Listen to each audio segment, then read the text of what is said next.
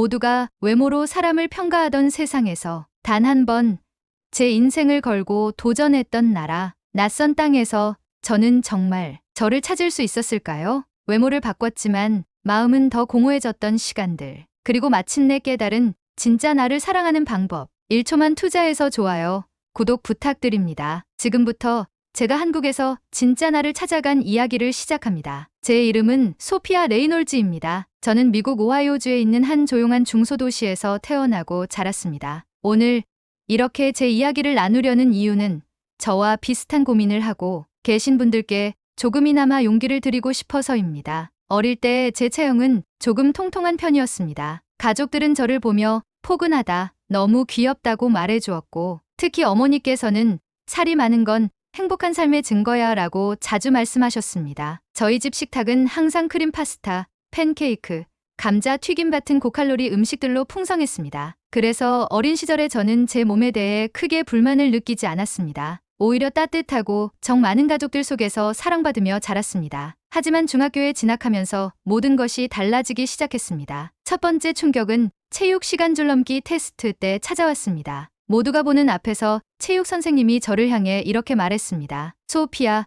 발목이 살려달라고 비명을 지르는 것 같구나. 순간 모두의 웃음소리가 체육관을 가득 메웠습니다. 저는 그 자리에서 얼굴이 화끈 달아올랐고 아무 말도 할 수 없었습니다. 그날 이후로 복도에서 지나칠 때마다 들려오는 수군거림, 급식 시간에 느껴지는 불편한 시선들이 저를 괴롭혔습니다. 웃는 법도 고개를 드는 법도 잊어버리게 되었습니다. 고등학교에 들어서면서 상황은 더 심각해졌습니다. 저는 점점 거울 보는 것을 피하게 되었고 사진을 찍히는 것도 거부하기 시작했습니다. 점심시간이 되면 도서관에 숨어 책을 읽으며 외로움을 견뎠고 결국 우울증 진단까지 받았습니다. 집에서도 편하지 않았습니다. 가족들은 여전히 저를 사랑했지만 저의 변화된 감정을 이해하지 못했습니다. 그냥 무시하면 돼. 넌 그대로도 충분히 예뻐라는 말들은 오히려 저를 더 고립되게 만들었습니다. 저는 점점 방 안에 틀어박혀 유튜브 영상을 보는 시간이 늘어났습니다. 그러던 어느 날 우연히 보게 된 영상 하나가 제 인생을 바꿔놓았습니다. 한국 여성들의 자기관리 일지였습니다. 영상 속 사람들은 단순히 외모를 위해 다이어트를 하는 것이 아니라 스스로를 소중히 여기고 일상을 체계적으로 관리하는 모습을 보여주고 있었습니다. 자기 돌봄이라는 단어가 제 가슴 깊숙이 박혔습니다. 나도 아무도 나를 모르는 곳에서 다시 시작하고 싶다. 그날 이후 제 머릿속에는 한국이라는 나라가 계속 맴돌았습니다. 화려한 서울의 거리, 활기찬 사람들, 체계적이고 부지런한 일상. 이 모든 것이 저에게는 꿈처럼 느껴졌습니다. 당장은 불가능할 것 같았지만 저는 조금씩 정보를 모으기 시작했습니다. 한국어 인사말부터 시작해서 생활비, 문화 차이, 아르바이트 가능성까지 하나하나 찾아보았습니다. 고등학교 졸업식이 끝난 어느 저녁, 가족들과 함께한 식사 자리에서 저는 조심스럽지만 단호하게 선언했습니다. 한국에 가고 싶어요. 어머니 마가렛은 즉각적으로 반대하셨습니다. 거긴 우리랑 전혀 다른 나라야. 언어도 모르고 아무도 내가 누군지 모르는데 거기서 어떻게 살겠다는 거니? 하지만 아버지 데니얼은 저를 바라보시며 조용히 물으셨습니다. 정말 그렇게 하고 싶니? 저는 고개를 끄덕였습니다. 그 순간 제 눈빛이 흔들리지 않는다는 것을 아버지는 느끼셨던 것 같습니다. 아버지는 한숨을 쉬시더니 말씀하셨습니다. 그럼 내가 준비하는데 필요한 건 최대한 도와줄게. 그날 밤 저는 혼자 방 안에서 펑펑 울었습니다. 두려움과 설렘이 뒤섞여 있었습니다. 한편으로는 실패할까봐 무서웠고 다른 한편으로는 드디어 제 인생을 제 손으로 선택했다는 뿌듯함도 있었습니다. 몇 달 동안 준비를 했습니다. 한국어 기본 회화책을 사고 온라인 강의를 듣고 아르바이트로 비행기 티켓과 초기 자금을 모았습니다. 비행기 표를 예약하는 순간 손이 덜덜 떨렸던 기억이 아직도 생생합니다. 출발 당일 가족들이 공항에 배웅을 나왔습니다. 어머니는 끝까지 눈물을 참지 못하고 저를 껴안으며 말씀하셨습니다. 언제든 돌아와도 괜찮아. 절대 혼자라고 생각하지 마. 아버지는 제 어깨를 두드리며 조용히 웃으셨습니다. 가서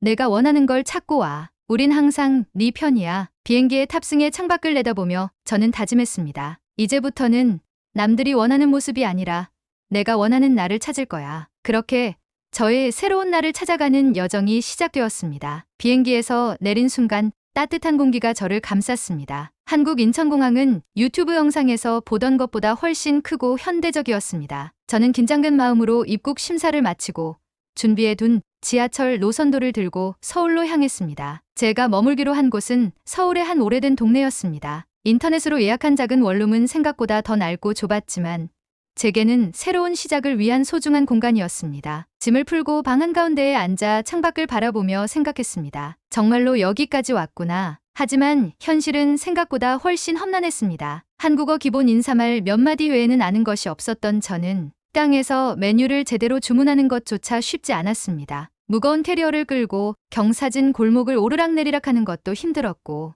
빠르게 지나가는 사람들과 복잡한 지하철 시스템은 저를 압도했습니다. 첫날 밤 저는 침대에 누워 천장을 바라보며 조용히 울었습니다. 내가 과연 잘할 수 있을까? 이 낯선 곳에서 살아남을 수 있을까? 하지만 포기할 수는 없었습니다. 미국에서의 외로운 기억, 무력했던 과거를 떠올리며 다시 마음을 다잡았습니다. 한국에 오기로 결심했을 때에 제 다짐을 잊지 않기로 했습니다. 다음 날 저는 유튜브에서 보았던 강남역 근처의 한 뷰티 피트니스 센터를 찾아갔습니다. 문을 열고 들어서자 세련된 인테리어와 진지한 표정의 트레이너들이 저를 맞이했습니다. 상담을 받으면서 3개월 프로그램의 비용을 들었을 때 솔직히 가슴이 철렁 내려앉았습니다. 그러나 저는 아버지께서 지원해주신 초기 자금과 앞으로 할 아르바이트를 통해 어떻게든 감당하기로 결심했습니다. 트레이너는 제 체성분 검사를 마치고 웃으며 이렇게 말했습니다. 진짜 미국식 체형이네요. 하지만 걱정하지 마세요. 다들 처음에는 힘들어했어요. 그 따뜻한 말 한마디가 저를 조금이나마 안심시켜 주었습니다. 생활비를 벌기 위해 저는 강남역 근처의 한 작은 카페에서 아르바이트를 시작했습니다. 면접은 어눌한 한국어로 간신히 통과했지만 첫날부터 실수의 연속이었습니다. 주문을 잘못 알아듣고 커피를 쏟고 계산도 헷갈렸습니다. 그런데 예상과 달리 손님들은 저에게 짜증을 내지 않았습니다. 오히려 괜찮아요. 천천히 하세요라며 웃어주셨습니다. 저를 처음부터 끝까지 도와준 사람은 카페의 바리스타 유나 씨였습니다. 유나 씨는 퇴근 후에도 남아 연습을 도와주었고 제가 틀린 발음을 고쳐주면서 항상 응원의 말을 아끼지 않았습니다. 새로운 루틴이 만들어졌습니다. 매일 새벽 5시에 일어나 피트니스 센터에서 운동을 시작하고 아침 운동이 끝나면 카페에서 일하고 다시 센터로 돌아가 스트레칭이나 요가 클래스를 들었습니다. 하루하루가 고되고 때로는 온몸이 쑤셔서 침대에서 일어나는 것조차 힘들었지만 저는 단 한 번도 그만두고 싶다고 생각하지 않았습니다. 다만 외로움은 저를 괴롭혔습니다. 일 끝나고 집에 돌아오면 아무도 없는 방 안은 쓸쓸했습니다. 소셜미디어에서는 대학에 진학한 옛 친구들이 즐겁게 지내는 모습이 끊임없이 올라왔고 저는 그들과 점점 다른 세계에 살고 있다는 느낌을 받았습니다. 과연 내가 옳은 선택을 한 걸까라는 질문이 밤마다 저를 괴롭혔습니다. 그러나 2달이 지나면서 서서히 작은 변화들이 나타났습니다. 체중이 조금씩 줄기 시작했고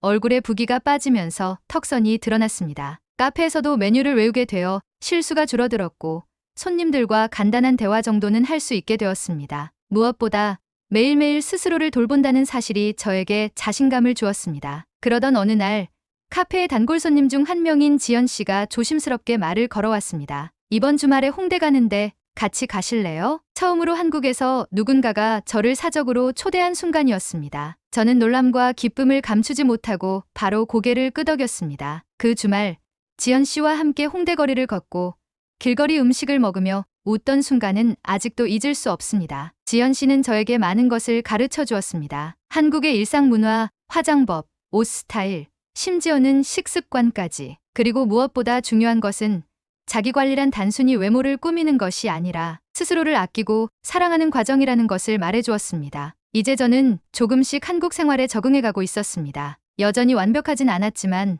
적어도 매일 아침 눈을 뜰 때 오늘도 해낼 수 있어라는 마음을 품게 되었습니다. 저는 깨달았습니다. 한국이라는 낯선 땅에서 저는 단순히 체형을 바꾸는 것이 아니라 제 인생을 그리고 제 자신을 다시 만들어가고 있다는 사실을요. 3개월이 지났을 무렵 저는 카페에서 일하다가 유나 씨에게서 뜻밖의 말을 들었습니다. 소피아 씨, 요즘 피부가 진짜 맑아졌어요. 완전 달라졌네요. 처음엔 그냥 예의상해주는 말일 거라 생각했습니다. 하지만 거울을 보니 확실히 전과는 다른 제 얼굴이 있었습니다. 규칙적인 생활, 건강한 식단, 꾸준한 운동 덕분이었습니다. 피부는 맑아졌고 얼굴선은 또렷해졌으며 옷도 전보다 한 치수나 줄어 있었습니다. 피트니스 센터 트레이너도 웃으며 말씀하셨습니다. 지금 이 페이스면 6개월 후에는 정말 완전히 다른 사람이 될 거예요. 계속 힘내세요. 이 말은 저에게 큰 힘이 되었습니다. 운동을 마치고 카페에서 일하는 동안 손님들도 종종 예뻐졌네요 라고 인사를 건네주셨습니다. 저는 부끄러워하면서도 마음 한편으로는 기쁨을 느꼈습니다. 지연 씨는 저를 화장품 가게로 데려갔습니다. 저는 그동안 기초 화장품만 겨우 사용하고 있었는데 지연 씨는 저에게 맞는 스킨케어부터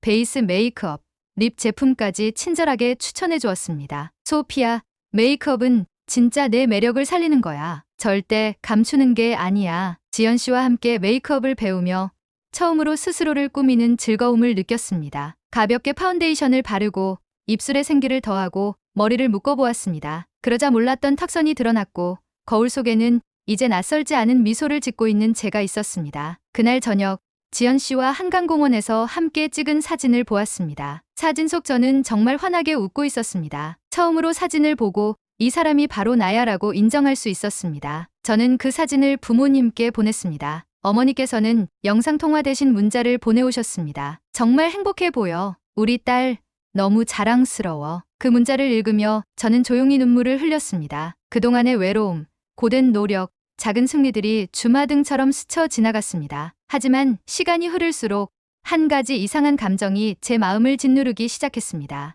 외적인 변화가 이루어질수록 오히려 마음속은 공허해졌습니다. 매일 아침 완벽한 피부를 위해 스킨케어를 하고 운동 전후로 철저하게 영양을 조절하고 외출할 때는 반드시 화장을 하고 옷을 신경 썼습니다. 그런데 이 모든 과정이 점점 즐거움이 아니라 의무처럼 느껴졌습니다. 혹시 나는 또 다른 방식으로 남의 시선을 의식하며 살고 있는 건 아닐까? 그 의문은 어느 날 카페 근처에서 마주친 한 장면으로 확실해졌습니다. 비슷한 체형의 한국 여성 한 명이 화장기 하나 없이 편한 티셔츠와 청바지를 입고 친구들과 웃으며 걷고 있었습니다. 놀라운 건 주변 누구도 그녀를 이상하게 바라보지 않았고 그녀의 친구들은 있는 그대로의 그녀를 너무 자연스럽게 대하고 있었다는 점이었습니다. 그 순간 저는 깨달았습니다. 내가 지금까지 바꿔온 건 겉모습이었을지 몰라도 진짜 중요한 것은 나 자신을 어떻게 바라보느냐는 것이었습니다. 그날 밤 집에 돌아온 저는 모든 메이크업을 지우고 거울 앞에 섰습니다. 화장기 없는 제 얼굴, 약간 푸석한 피부, 아직 정리되지 않은 턱선, 그리고 여전히 밝게 빛나는 눈동자가 있었습니다. 저는 조용히 스스로에게 물었습니다. 나는 정말 나를 사랑하고 있는 걸까?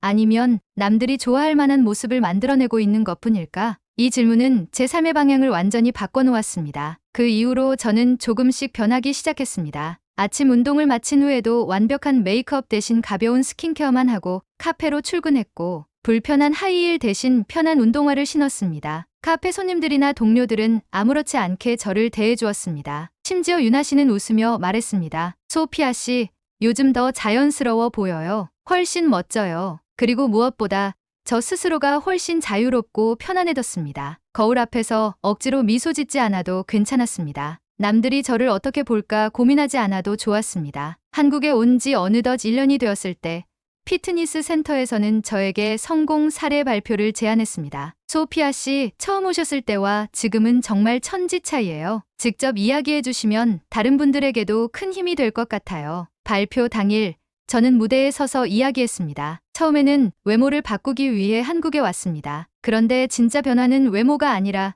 제 마음에서 시작되었다는 것을 깨달았습니다. 저를 사랑하고 저를 존중하는 것이야말로 가장 큰 변화였습니다. 관중석에 앉아있던 다른 회원들과 트레이너들이 환하게 웃어주었습니다. 그 순간 저는 진정으로 제 자신이 자랑스러웠습니다. 그 이후 저는 한국어 실력을 더 키우기 위해 대학의 한국어 집중 과정을 등록했습니다. 거기서 에밀리라는 미국인 유학생 친구를 만나게 되었습니다. 어느 날 에밀리가 제게 물었습니다. 소피아, 넌 요즘 왜 거의 화장을 안 해? 저는 웃으며 대답했습니다. 예전에는 제 모습을 숨기려고 화장을 했어요. 하지만 지금은 있는 그대로의 저를 좋아하게 되었거든요. 그 말을 하면서 제 가슴 한가운데에서 따뜻한 울림이 퍼졌습니다. 저는 드디어 진짜 저 자신을 사랑하는 법을 배워가고 있었습니다. 한국에서의 생활이 1년 반쯤 되었을 때 저는 오래 미뤄왔던 결심을 하게 되었습니다. 가족을 만나러 미국에 다녀오기로 한 것이었습니다. 처음엔 망설였습니다. 제가 변한 모습을 가족이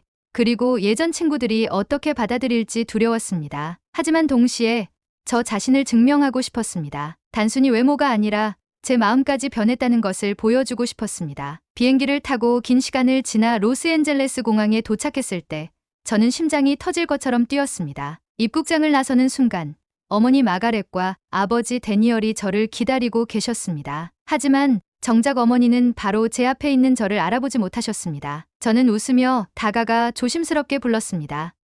엄마! 그제야 어머니는 놀란 눈으로 저를 바라보시더니 손에 들고 있던 작은 현수막을 떨어뜨리고 저를 껴안으셨습니다. 우리 딸 맞아?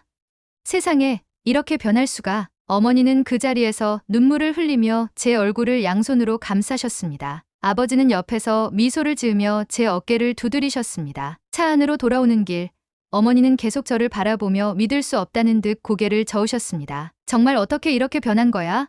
한국에서 무슨 일이 있었던 거야? 집에 도착하자 이웃들이 모여서 저를 환영해 주셨습니다. 하지만 그들의 질문은 하나같이 외모에 관한 것이었습니다. 살을 어떻게 그렇게 뺐어? 한국에서는 뭘 먹었길래?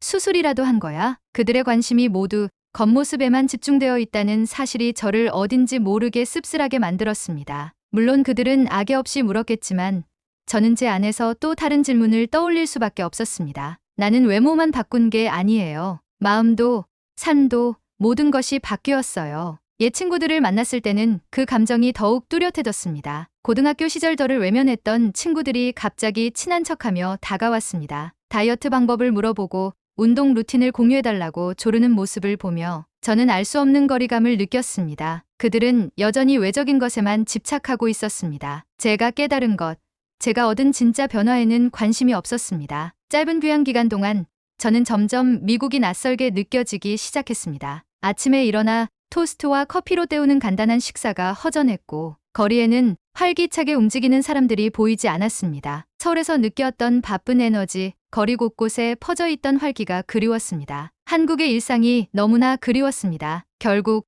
저는 가족 식사 자리에서 조심스럽게 말을 꺼냈습니다. 저 다시 한국으로 돌아가려고 해요. 어머니는 놀라셨지만 곧 조용히 물으셨습니다. 정말 그게 내 행복이니? 저는 힘주어 고개를 끄덕였습니다. 네, 엄마, 저는 한국에서 제 자신을 찾았어요. 거기서 살아가고 싶어요. 아버지는 조용히 웃으며 말씀하셨습니다. 내가 어디에 있든 내가 행복하다면 우리는 언제나 내 편이야. 그 따뜻한 말 한마디에 저는 눈물이 핑 돌았습니다. 한국으로 돌아오는 비행기 안, 저는 창밖을 보며 생각했습니다. 이제는 두렵지 않아. 나는 내가 원하는 삶을 살기로 했으니까. 인천공항에 도착했을 때 공항 특유의 익숙한 냄새와 한국어 방송이 저를 반겨주었습니다. 마치 오랜만에 집에 돌아온 듯한 기분이 들었습니다. 카페로 돌아가자 유나 씨와 동료들이 작은 환영 파티를 열어주었습니다. 지연 씨는 웃으며 말했습니다. 역시 넌 이제 거의 한국 사람이야. 그 말이 그렇게 따뜻하게 느껴질 줄은 몰랐습니다. 그 후